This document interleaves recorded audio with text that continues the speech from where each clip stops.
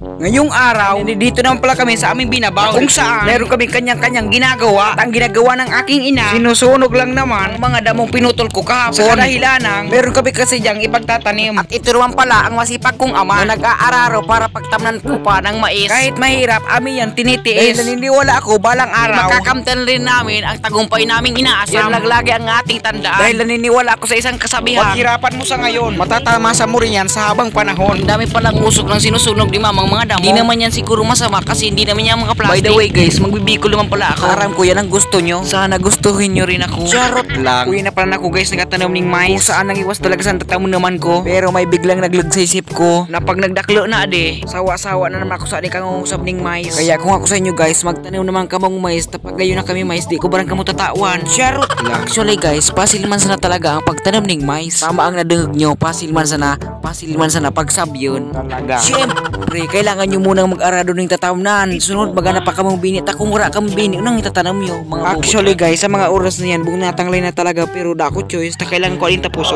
Next day, iba naman ang aking gagawin. Gagawin kong magmahal sa taong di naman ako mahal. Wawa man. Charot, habang nagulay nga ako guys sa pagtanam, di ko na mimati ang tanglay ko. Ang mimati kong tanglay nung tayo ay naghiwalay. Grabe na naman bagang banat mo, boy. Okay na, para labot ka. Uwi na naman pala guys, suicide kong ipangod. Face reveal man nga ni siya, gusto nyo man daw siyang makita. I mean, gusto niyang magpakita sa camera. Kunting paingalo man nga ni ako sa gilid sa numa. Kasi nakakapagod naman talaga. Uy, Tagalog yun ah. By the way, after a few minutes, nagsimula na naman ako na magtanam sa ding mais. Medyo nakapaingalo na naman ako. Ako mas na kahit sa disulo nagatrabaho. Pagkaambog daw dyan, oy. Charot lang. Sabi pala ni mama at papa, kada kalutsan pagkatanaman ng mais, ipat-ipat sa ng pisog ng mais. Para masaya. Mas masaya sana nung tayo pang dalawa. Kaso nga lang, pinagpalit mo na ako sa iba. Sanit sana. Charot. Uwi na naman pala ng guys si mama, nanulo pa. Mas magayon talaga guys pag sisulo ang awot para daawot sa amo na binabawon. Para di nga ni guys pag kinoon ang sa mo na itatanong. Nilatangan nga ni mamang lukay para kumarabang maray. Kaya guys nagkarabang maray tang lukay kaya laya. Uwi na bagabong nagarutot ng aso. Tadidagdagan pa kayong itang binadas na awot. Pag nagkasurulo na yan awot, magiging abuyan.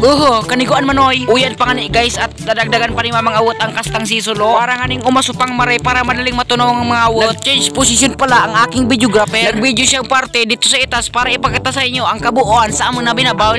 Guys, kitang-kita nyo naman ang kabuuan ng aming binabawl at nakikita man natin yung aso. At pinadon ko naman siya sa may arani ko para ako ay magpa-video para ipakita ko kung paano ang tamang pagtanim ng mais. At sinisigurado ko sa inyo na basic lang ang pagtatanim. Arigban sa ang tamang pagtanim. Wait lang at ipapakita ko na. Kakalot-kaluton nyo man sana sa datil para dito ibagatang sumais. Again, I mean wait lang. Kailangan ko kasi magtagalog. Nakakalawi kasi pagpaliwanag kapag Bicol. At lalong dipisil magpaliwanag sa taong patal. At mas mahirap din ang taong magpaliwanag sa taong hindi ka naman mahal. Jerumboy TV, pundo daw, puro ka na sa banat. Ano labat mo, noy? Sarap! Lip nga nyo na daw at di na ako magpaliwanag. Change topic naman tayo. Ayan na pala guys si Mother Earth. Tapos na siya sa pagsusulo sa mga awot. Tingnan nyo nga at may dala-dala pa siyang panggatong. Yan ang dala-dala ni mga panggatong. Igatong na mo yan kina sa lilaw yung bagong. Pagpasensya nyo na kami mga urig kasi tinitipid na talaga namin ang pambawag nyo. Mabuti na lang at kumakaw naman kamo ng bagong. Next topic na naman tayo. Tanan. Nung pagkatapos gani ni Mama Manulo ng mga awot, ay sobra ang ligaya kong nadarama. Kasi nga matabangan niya ako sa pagtanong sa ading mais. Pero dawa di na si Mama magtabang. Dating matapos naman ako sa pagtanong. Dawa nga na siya nagatanong. Burubit-bit paggalayo niya sa panggatong. Tatibad kaya daw may kit, sayang man. Sisay man ma-interest ang kastang panggatong yan. Awin da, tatibad ka. Abangan ka tanong nga ni si Mama, parang namasdan ko, parang birbit-bit niya. So kastang bigasakal sa damulag. Nagiging kawag na lugod ni Mama, so damulag. Grabe ka man ay na mo. May nakita kong sa damanok. Kapwerte kintasan gibon, tinula. Si Ramsana. Uyan pa nga ni kami ni Mother Earth. Di pa kami tapos sa pagtatanong sa ading mais. Kasi nakikita nyo man, ang iwas talaga sa ading uma. Pwede na ding gabasan. Oral daw gayda kung mga tanong sa ading mais ta. Kasi mais is my favorite. Sampa nga naman nga na inaamon si Jassy nag-video. At ayan tuloy, nakita tuloy ang mukha kong kagwapo. Hayop ka talaga! Ang ganda mong lalaki!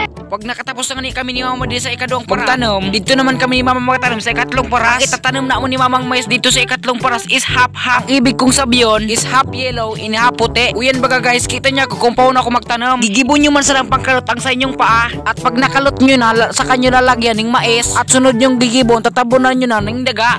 At hanggang dito na lang mga ka-Jerumboy TV. Paalam na. I love you. Mwah!